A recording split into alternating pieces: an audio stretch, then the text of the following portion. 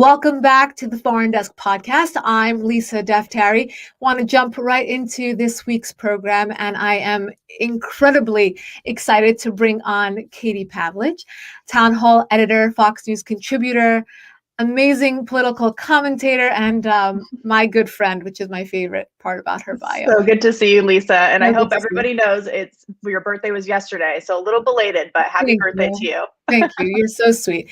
It is true. Katie is as kind and sweet as she is brilliant, which just makes her just a perfect friend and a very professional political commentator who can absolutely talk about anything. So it was quite challenging coming up with or limiting today's topics, but I really want to just get into everything. We are 1 week, just about over 1 week into the Biden presidency. That's in human years. In dog years, it's about 7 weeks. And in executive orders, we're about a century into his presidency.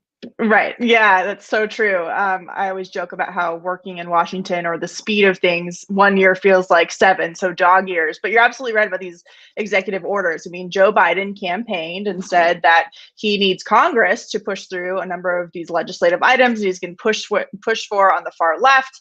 And they keep saying and telling him that you should just do it by executive order. And he said during a conversation with George Stephanopoulos during like a town hall style event, that only dictators do that. Well, here we are a week into the Joe Biden presidency, and he has signed more executive orders than any of his predecessors, at least recent predecessors.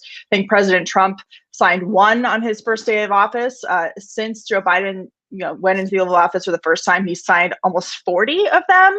And they're not just like things that don't really matter or just symbolic executive orders. We've had a number of them that have very serious consequences for a number of people. Of course, the Keystone Pipeline, that got completely shut down. That'll be 42,000 jobs in total that were just erased by the stroke of a pen. You have this transgender males being able to play in women's sports issue. The one, of course, that I would love to talk to you about is the one that the media calls a Muslim ban. Of course, it is not a Muslim ban. The context of repealing the travel ban is also very important because President Trump put it in place against countries that were basically failed states. So Syria, Libya, Yemen, Somalia, because the governments there could not prove or produce any kind of real documentation about who was coming to the United States from those countries. So it was really a safety and national security issue of making sure that we knew who these people were when they're using false identification or no identification at all, for example. So, these are not like little things that Joe Biden is simply doing for symbolic reasons. They have real consequences for the country, whether it's your daughter who plays high school sports or college sports, or even elementary school sports, or whether it's a national security issue for the country. So it's been quite the week. Absolutely. And you pretty much touched upon my first 3 questions. So we'll get right into it. And I love that you mentioned the Muslim ban. We actually have an article at the Foreign Desk because it's completely a misnomer. As you said, it's not Muslim and it's not a ban. We have other countries on there, North Korea, Venezuela come to mind, and it's not a ban. It's, as you said, we can't call the DMV and Raqqa and have anybody vetted. We need to do our own safety measures with regards to letting people in. And of course, we're going to have that issue at the southern border as well. There's another caravan on its way. And, people from the Biden administration days before inauguration were like, please, this is not the right time. Well, what happened? What happened to the message that the Biden administration was giving to these type of immigrants about there being a free flow of migration into the United States?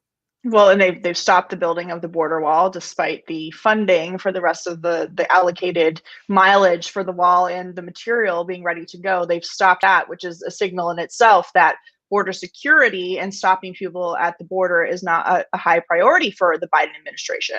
It's interesting to see them now trying to tell these caravans that they have to wait because they need to work on getting the policy repealed. But then the question is, okay, so are you inviting them to come at a later date? Are you saying that these caravans that are full of thousands of people are welcome to come at a later date, so long as the previous administration's policy is repealed, so they do not have to wait in Mexico, for example, before they enter the United States? And Lisa, it's just amazing to watch this as, the Biden administration is still banning travel commercial air travel from Europe, from Brazil, from other countries, because we're in the middle of a pandemic. And yet there doesn't seem to be much concern about what a pandemic, what the cost of a pandemic with thousands of people coming over the southern border would actually be. And if you remember, like back in 2014, when this issue was really first coming up, I mean, illegal immigration is always an issue, but in 2014, under the Obama administration, there are all these photos that were coming out of these DHS centers, these Border Patrol centers, of just tons of people packed into these places. And when you think about doing this at a time when there's this highly contagious virus and we've all been shut down and limited inside of our homes and unable to run our businesses for a year, and yet they're just opening the door, it seems hypocritical at the very best, but frustrating, and has so many different implications, whether it's health issues, hospital capacity, national security issues. I mean, there are so many problems with this that just don't seem to be getting asked about or addressed by the administration. Right. And, you touched upon the broader issue here, and it's, logistics, or I should say the facts meeting an ideology. And what will happen in your mind and from your view in Washington, D.C., when the Biden administration, having campaigned not on much, but on the ideology that they will reverse the Trump era on a long list of items, what happens when they meet the reality on the ground in terms of immigration, in terms of the Iran deal, in terms of the Abraham Accords, in terms of all these jobs that are lost? Will ideology win over? Well, I think that is to be foreseen, but we have a clue with these executive orders. I mean, Joe Biden campaigned as a moderate, and yet these executive orders are not moderate proposals or moderate changes in the way that a lot of people operate in the policies that have been implemented. So when it comes to immigration, for example, I think that they'll probably just go back to the status quo of what it was like under the Obama administration, where they allowed people to come here, falsely claim asylum, and then leave inside the interior of the country and then never show up for their court date. And then, of course, there, you have this screaming from these illegal immigration activists that if you send ICE into these communities to get people to go to their court date, that you're somehow engaging in racist or bigoted behavior, and we can't have that. So I assume that's what they will go back to doing, given that they want to invite these people in, and that's been the pattern of behavior in terms of showing up for court dates.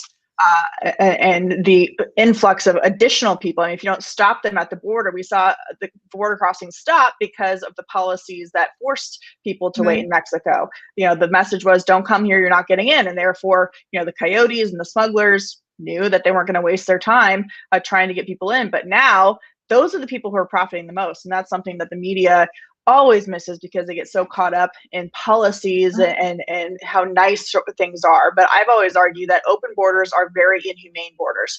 Nobody is getting across the southern border unless they are working with a cartel or a smuggler. And smugglers do not have the best interest of these people in mind. Women go through horrific things when they are smuggled from South America up through Mexico to the United States. Children are abused. If you get sick, you get left to die. I mean, the stories that you hear from Border Patrol agents about finding pregnant women walking by themselves, they were left behind by these coyotes.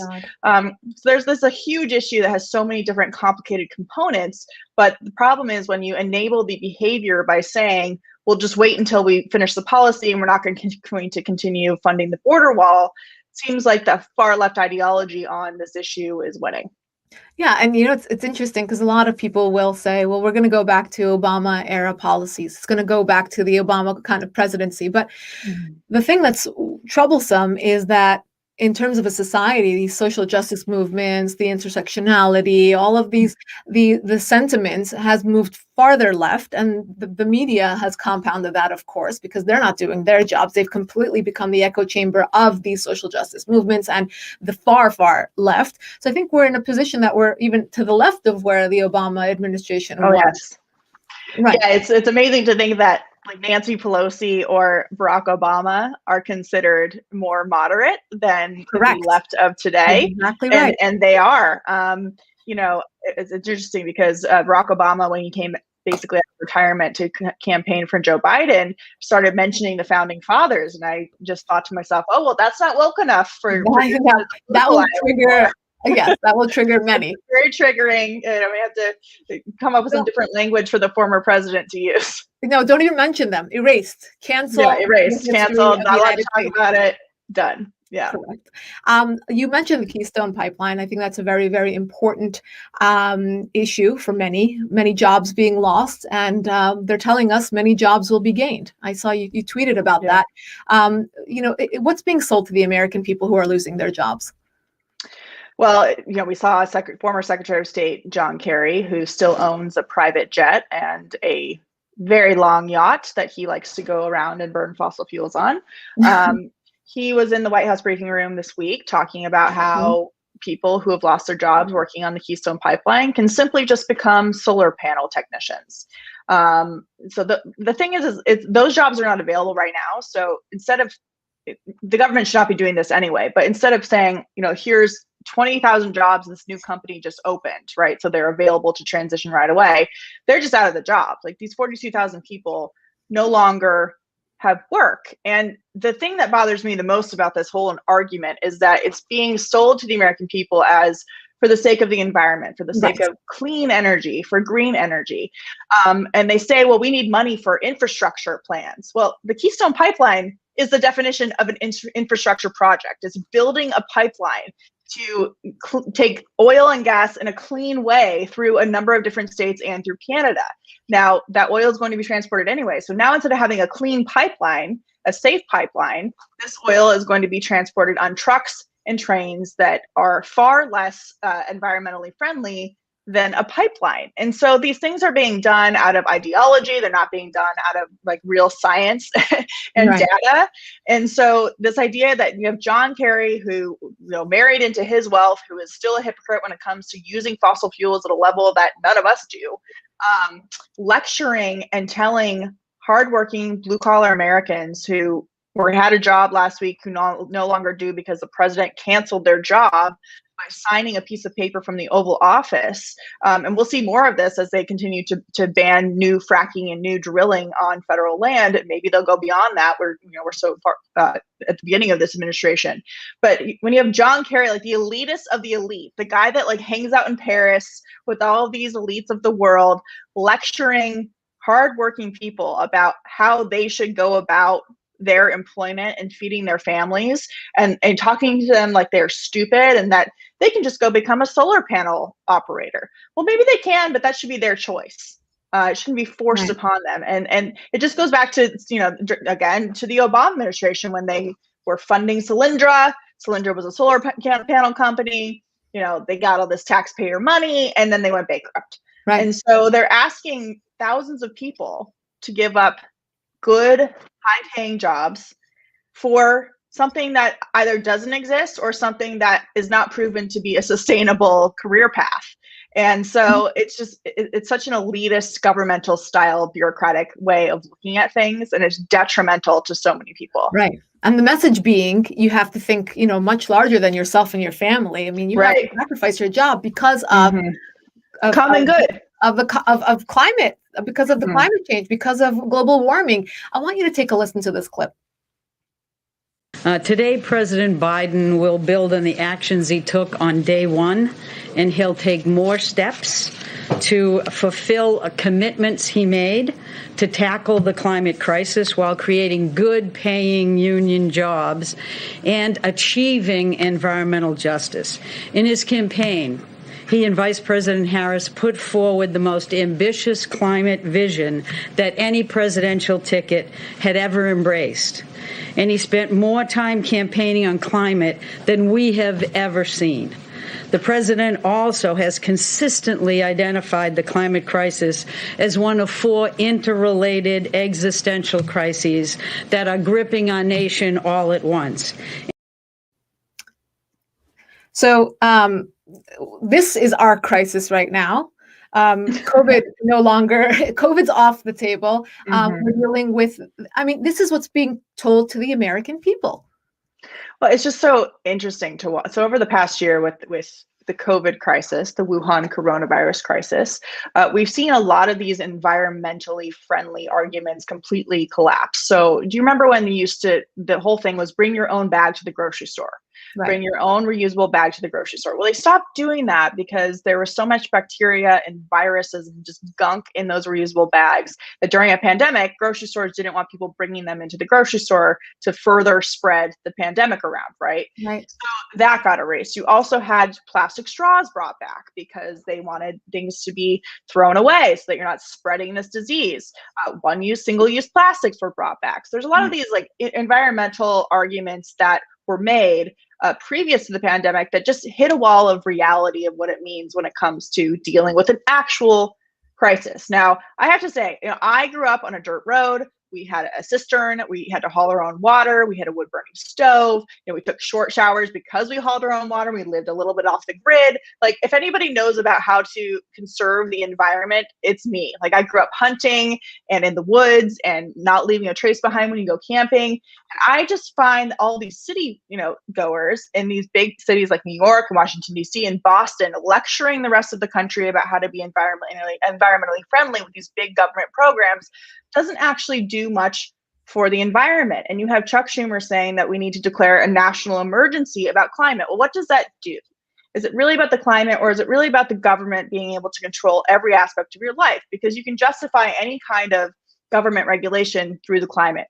What kind of car you can drive, what kind of food you can eat. The UN's been pushing for years with communist China that the world should be eating a more vegetarian diet, moving away from meat, what you eat, what kind of bags you can use at the grocery store, what kind of straws you can use, how long your showers can be, what kind of light bulbs you can use, what kind of materials you can use to buy your house or to use your house and build your house. And so, there's arguments to be made about things that are more sustainable and things that are more environmentally friendly, but there's a very fine line between total government control of your life under the name of climate and actually helping the environment. And I think a lot of the time, pollution and climate change, which used to be global warming until they had to change their language because the science wasn't adding up to the global warming argument that they were making. There's a big difference between pollution and climate and being environmentally friendly. And so, I think we can all say that we don't want pollution. We all want clean air. We don't want to litter, and we want to take care of our environment. But this idea that they now want to control every aspect of people's lives under some national emergency without the data to really prove it is a tough pill to swallow, especially given how tyrannical and invasive the government has been over the past year with restrictions for COVID. Right. And speaking of COVID, I mean, she called it environmental justice. Mm-hmm. So to give it such a platform, especially at a time, look, the numbers haven't dwindled. I'm here in Los Angeles and our ICUs are still packed. The numbers don't really match up to this, about face on COVID. All of a sudden, everyone's talking about opening up and everyone's talking about, the light at the end of the tunnel. But yet the numbers, if they want to talk numbers, if they want to talk science, don't really match up to that right now. And, it makes a lot of people question, this is all political. Just this morning, we had breaking news about the Attorney General in New York saying that the COVID nursing home deaths were 50% higher than previously reported. This came out just a few hours ago. I mean, and then you have Governor Cuomo coming out and say, we can't stay closed. I mean, right. What do we say to the American people? I mean, this is people's lives, their livelihood. And now the crisis is no longer COVID. The same people who campaigned on COVID being the crisis are saying it's no longer the crisis. Right. It's no longer the crisis, and it's politically convenient for them to use it as not as a crisis. I mean, we keep hearing over and over again, and Joe Biden continues to say this and tweet this, that he will always follow the science. But the science on this since last May has shown that lockdowns don't work, that restaurants and bars are not the source of spread for the virus, that gyms are not the spread for the virus, that children should go back to school. The CDC said that in July of last year, and yet all of that has been ignored by blue state Democrats at the state level, whether it's Gavin Newsom in California or in New York with Andrew Cuomo, and then in Washington, D.C. And now all of a sudden, Joe Biden is president, and you have the economies of California and New York holding down the rest of the country, while places like Florida and Georgia have been able to balance, limiting the spread of the virus, isolating the people who are at the highest risk, while also not destroying people's livelihoods and their economies by forcing them to be closed for 9 months. And the timing is very suspicious because they say follow the science. Well, we follow the science and the logic that they've been using for months. They argue that cases are continuing to spike and therefore we have to stay closed. Well, cases in California are still spiking, and they won't show people the public data. And then you have people like Andrew Cuomo, who I think is criminally liable for the decisions that he made. I mean, this idea that he covered up the fact that he pushed a bunch of people into nursing homes, which were incubators of this disease, and then lied about the numbers. And now we have new numbers showing that thousands more people died as a result of that policy decision. And his response to that was to write a book, to joke about it on CNN with his brother, and then to accept an Emmy, and then criticize the Trump administration for the response is just so insane. Here in California, I'm seeing a lot of independent, even left of center friends, colleagues, question the leadership here, because, you get to the point where, left, right, or center, you have to look at what's going on here, this political theater. We're only 1 week in. It wasn't even like a gradual, let's ease into this. It was basically, okay, poof, it's gone. We can reopen now. I mean, do you see the American people coming around on any of this? It's interesting to see. I think we have to wait, because I do think that the COVID situation is the reason why President Trump lost. So I think that Joe Biden's approach to it resonated with more people. But when it comes to the hypocrisy and the change in decision making that we're seeing now from these governors and mayors, I do think that maybe people will take a look at that and reassess what decisions were made and kind of look back and try to learn from things in the future. The language has always been the pandemic has caused millions of people to lose their jobs. Well, actually, the government's response to the pandemic has caused millions of people to lose their jobs. The government's response in New York, Governor Andrew Cuomo, is the reason why so many people died in nursing homes when they had other facilities to put people. And so, those are results of decisions that are made by political leadership. And now they're making decisions by their own standards, are going to lead to more spread and to more death and destruction from the virus. And then, of course, you have Joe Biden, who this was like his one campaign issue. The big joke was he's in the basement all the time. He doesn't want to leave. And then he comes out this week and says, well, there's nothing we can do over the next 2 months to stop the trajectory of the pandemic. Like, this is your job. You're the side of saying the government can fix everything. I mean, this is why you were elected. So get to work. Right. And, the media obviously has so much to do with that. You and I both see that day to day. And it's become increasingly difficult to question the left, question, the leadership on the left, to question Biden, AOC, Pelosi, Gavin Newsom. I mean, it's been, I think the American people are at a huge disservice from the media, because they're seeing one thing and they're hearing something else. I mean, if you look at headlines today, and you go back 2, 3, 4, 5 years ago, they all sound like op-eds, and they're coming from these, reputable mainstream media outlets. I mean, how will the media play a role in the next 4 years? Do you think we're going to go or maintain this left, or even go further left, or do you think there will be a return to some sort of ethical journalism? I think with the established outlets that we have, they will continue on their trajectories, because there's just no way to save face at this point. They have their readership, like the New York Times, for example. Whenever they have an op-ed that they dare to publish from any kind of conservative point of view, their readership tends to revolt, right? And so therefore they apologize, and then they take the op-ed down, and they do all that. And you had this big blow up with Politico over the last 2 weeks, where Politico Playbook, which is a very inside DC baseball, like establishment type newsletter, reached out to, and good for them, they reached out to prominent conservative writers like Ben Shapiro and Guy Benson and Mary Catherine Ham, and asked them to write the newsletter.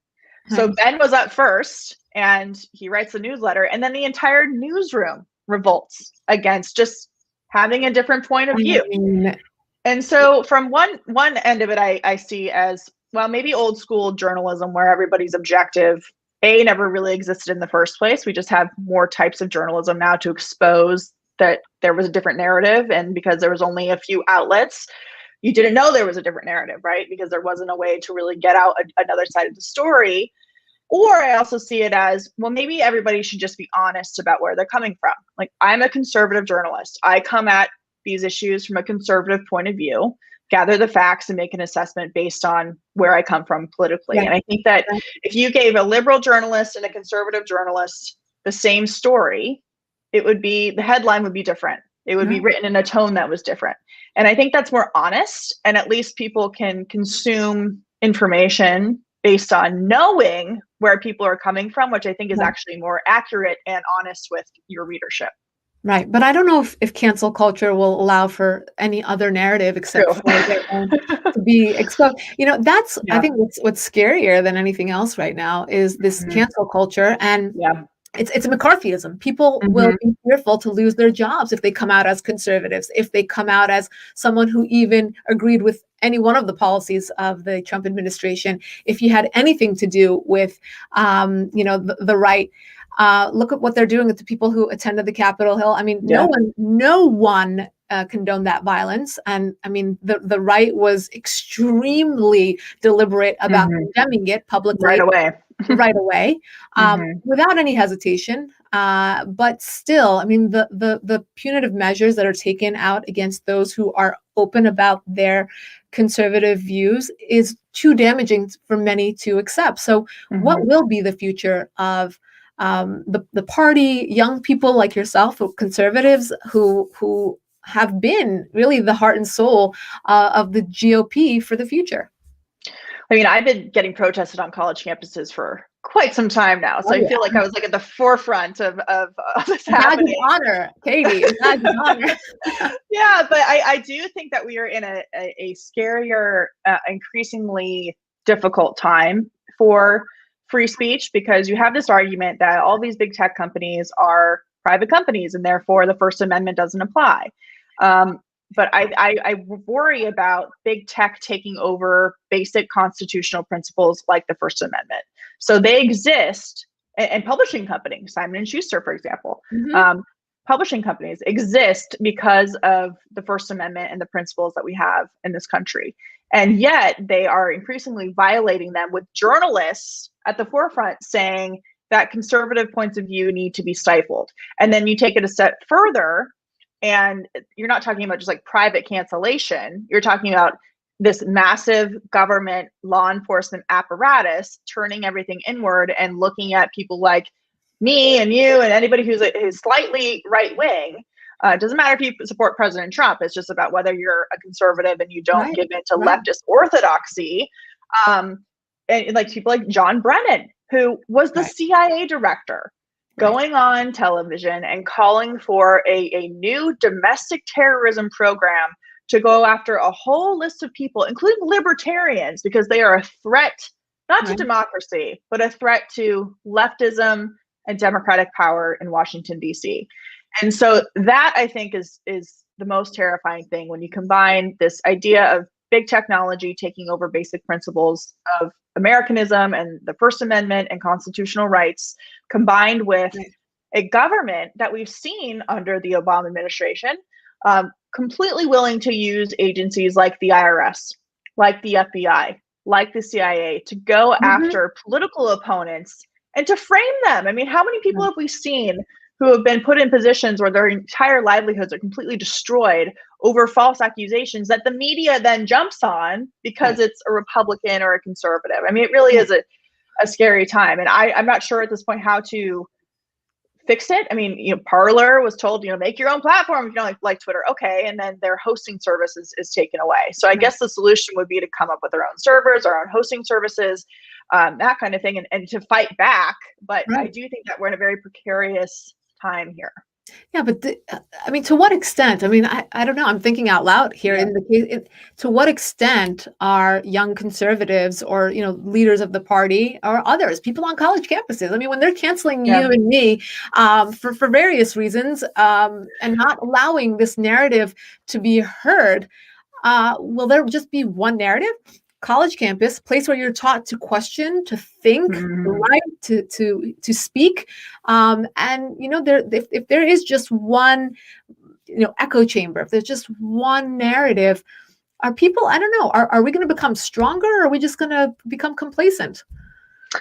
I think that conservatives will not be complacent. I think that we've gotten to a point where we've been able to build these wide audiences, our own followings, and I try to be hopeful, and I go back to like the 90s, right, when there were only 3 news networks and a couple Yeah. national newspapers and like local newspapers, but that was like basically it.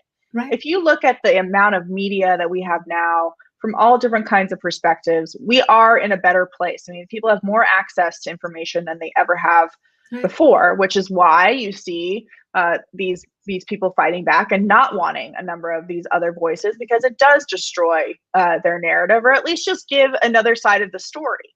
And I used to always say on college campuses, and I haven't been there in a while because of the pandemic, but you can't blame students, especially our young people, or people maybe who aren't so politically engaged, who want to be politically engaged, for something they've never heard. And Right. so it's our obligation to continue to go out and in whatever capacity that we can to give information that somebody may not have heard before. And a Right. lot of the time when you give these talks, I always encourage whatever organization that was hosting me, whether it's Young America's Foundation, for example, I would say invite the college Democrats, invite the college socialists, have them come so we can have a conversation and a debate. They were always welcome to come. Right. And sometimes when they would show up, at the end, I'd have 1 or 2 people come up to me and say, you didn't change my mind, but I understand where you're coming from. I've never heard that perspective before. Or Great. you changed my mind. I'd never heard or thought of it that way before. Right. And so, I think being willing to have the debate, I think that Americans overall are very tolerant, open people who don't look at things in a black and white fashion. They don't like this cancel culture. They don't like the idea that they could maybe say something that someone doesn't like and their entire life is ruined. Like, for example, this woman who's, I guess, a baby sleep expert who the left did some digging on, and she donated money to Trump. And so now they're trying to destroy her business, right? Right. I don't think people really like that. And so, it's a difficult uphill battle when the left has control of a lot of these major institutions, especially our communication, right? Yes. But when I look at how far we've come with the narrative and being able to just present a different set of facts or a different point of view, I do have hope that we can get through it. It's just a matter of not giving up. Yeah, I amen to that. I hope that is true, and I hope that, like you said, there is an arena of various opinions, so people can hear and be heard, and that the conservative or libertarian voice is not drowned out by peer pressure or the media or anything else. Yeah. It's difficult. It's funny. I cover national security, but these days domestic security, that is obviously more pressing than anything else going on in Iran or Syria or Saudi Arabia. But I do want to end by asking your opinion on some of the changes that we're seeing from the Biden administration with regards to foreign policy. Foreign policy was an issue or a topic, I think, where the Obama administration really, changed the course of where this country was. Probably that is what gave birth to Make America Great Again, because of the status that we lost on the world stage. President Trump, love him or hate him, did some wonderful things with regards to foreign policy, pulling troops out of places where it was just dangerous and not getting to any set conclusion, pulling out of the Iran nuclear deal, which was a piece of paper that was equivalent to nothing. Obviously bringing an end to ISIS, killing a lot of the bad guys. But more importantly than anything else, bringing a really innovative and long-lasting peace to the Middle East. And I know people will write to me right now, as we're having this conversation. Well, there wasn't any war between Bahrain or the UAE and Israel. This is not a peace deal. Yeah, it's not a peace deal, but guess what? It's even better than a peace deal. It's an economic deal. It's a tourism deal. It's an apps deal. It's an iPhone deal. It is everything.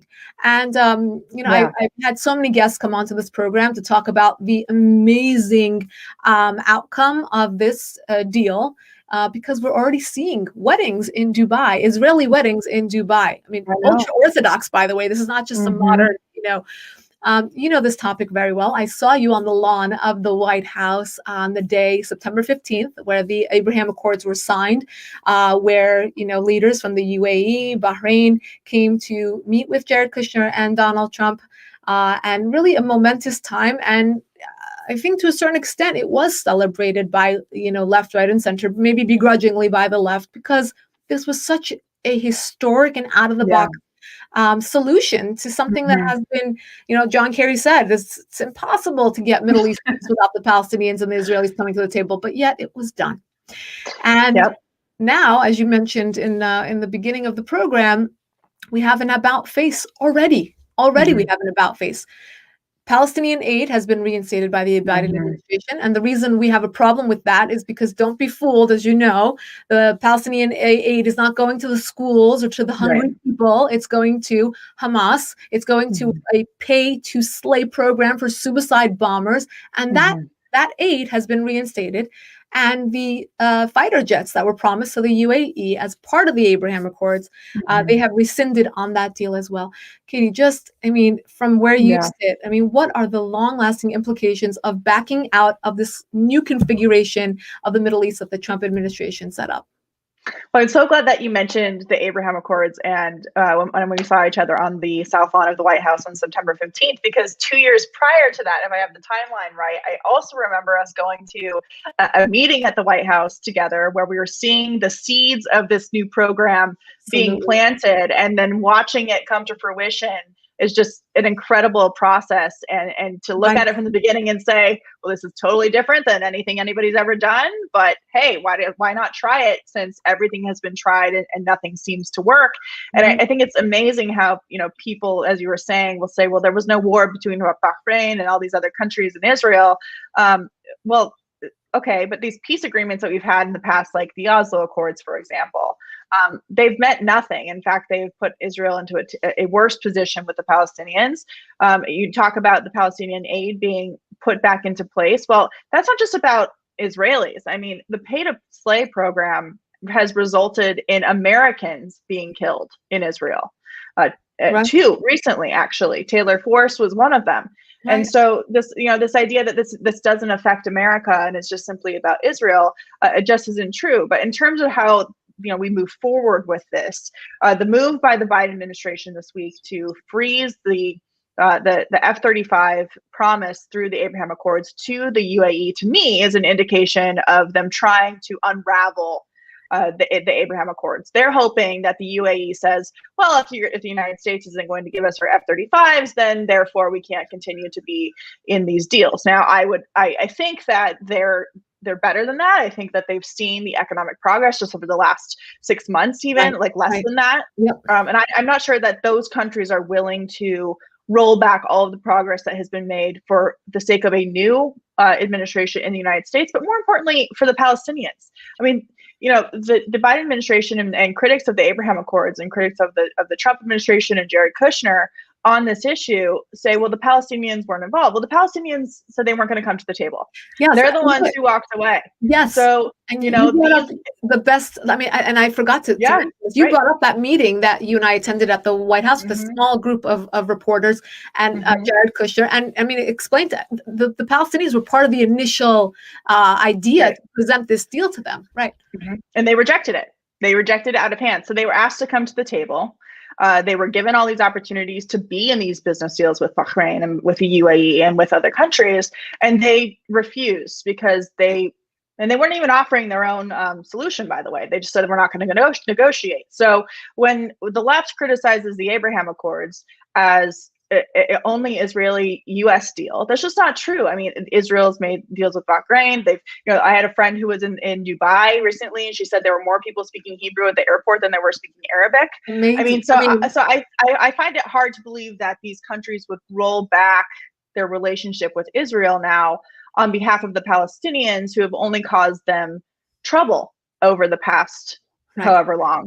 They're at a point where they're saying, we've given you money, we've given you aid, Right. and all we hear about are complaints, and you're not willing to come to the table. I mean, that's a very simplified version of it, but that's the truth. I mean, Israel didn't get a deal with the UAE in spite of the politics, or because of the Palestinians. They did it because the UAE and other countries are tired of dealing with this issue. They're tired of hating each other. There's a whole different generation in the Middle East. And I think if the Saudi king were not around anymore, I think that MBS would have gone through with a deal as well.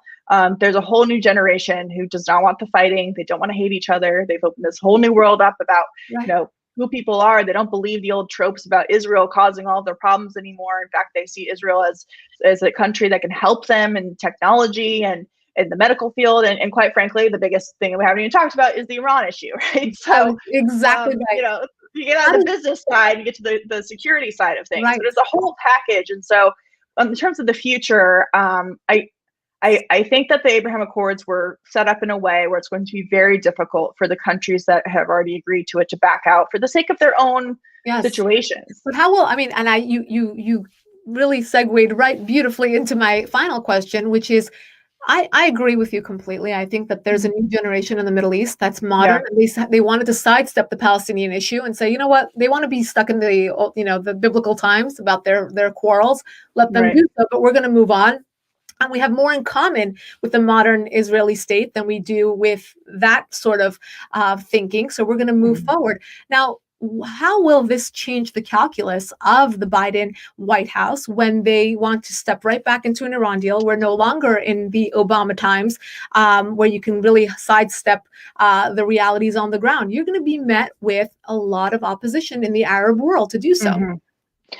Yeah, I mean, it's the issue with the Biden administration wanting to go right back into the Iran deal, and then Iran coming out in the first week of the new administration and putting the President Biden on a timeline, like saying, you only have so long to rejoin, as trying to use that as a big leverage. Message when our enemies are calling the shots in the first week of a president. Yeah, that's not a good sign. And the other thing too that's developed over the last couple of years, and especially last year, is this relationship between China and Iran. And so if you're going to, coddle Iran, ultimately you're dealing with a very closely aligned Middle Eastern partner with the Chinese Communist Party. So it's a bigger issue than just simply Iran versus the rest of the Middle East. But from a security perspective, I was listening to the White House press secretary this week, and she's going back to this old talking point of President Biden believes in a two-state solution for the Palestinians and the Israelis, and we believe in preventing Iran from getting a nuclear weapon, and therefore that's why we want to rejoin the deal. When we all know that the Iran deal didn't prevent Iran from getting a nuclear weapon. We had that amazing press conference that Israeli Prime Minister Benjamin Netanyahu did a couple years ago, where he came out and opened the curtain to all these binders full of information and CDs all about the nuclear program that they said didn't exist. I mean, it's been totally exposed. And so I think it just is a matter of the kind of people that are aligned with the left on this issue. Ben Rhodes, for example, of course. You have certain people that Biden has put on the NSC who are very closely tied to Iran, have Iranian interests, and a lot of people on Capitol Hill as well who want to get back into the deal. So we'll see how that shakes out. But I do think that the alliances that have been made, both in business-wise and in terms of security over the past couple of months, really recently, that last year, although all the work took place before then, will hopefully solidify a national security, wall against any kind of awful, or at least the worst case scenario in terms of getting back into the Iran deal. Yeah, we hope that they're paying attention to the facts and not just going back to the Obama handbook on this one. Katie Pavlich, you are brilliant. You are kind to give us your time, and we thoroughly enjoyed this conversation. Follow her on social media, on Facebook, on Twitter, Town Hall, Fox News. You are wonderful, and we hope to talk to you very, very soon. Thanks for coming on with us. Thank you, Lisa. So good to see you. Keep up the great work. Thank you. Thank you for being here. And for those of you who'd like to sign up for our podcast on YouTube, you can go to youtube.com/Lisa Daftari. And to sign up for our daily top 10 newsletter, go to foreigndesknews.com/newsletter, and we will see you next time.